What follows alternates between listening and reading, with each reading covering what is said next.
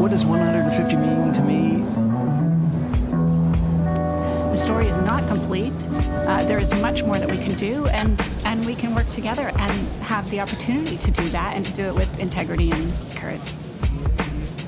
Wherever you turn, there's something to learn. There's something to enjoy. There's something to embrace. And I think it's so important to know where you came from, to know where you can go. If we join groups, if we build relationships, if we get to know one another, we flourish, we build those relationships which make us feel better about ourselves, and we engage in our communities outside our doors. It's so multicultural. That's what I love about my community. I really think that building community is one of the principal things that we have to do, and we have to be intentional about it, and we have to recognize not just that isolation is a bad thing, but how to counter that.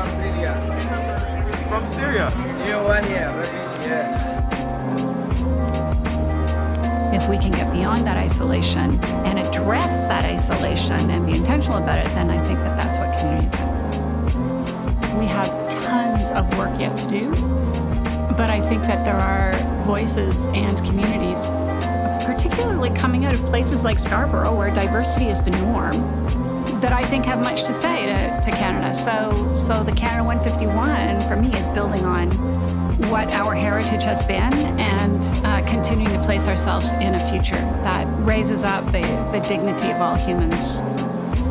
The nice thing that I thought about tonight when they started mentioning that you guys were going to be doing a 151 project is, it gives you the sense that 150 isn't just the end. It's not just as though we have to wait till 175. Like 2.0, it's the next step. How can we take that and go one step further?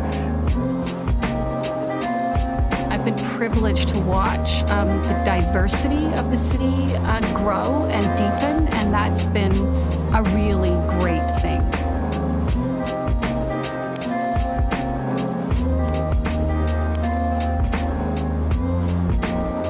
The chance to build on what we've accomplished in 150 years. It's maybe another 12 months in which we will have learned more about each other and understood each other better. We have to engage, and we have to be in relationship with each other, and we have to build community. We have to see beyond, the prejudices that we, shoot out our front door with, and build relationships with people that we have never met before. There's this beauty in this part of the city. Like I said, resiliency and decency. Yeah, good people live here.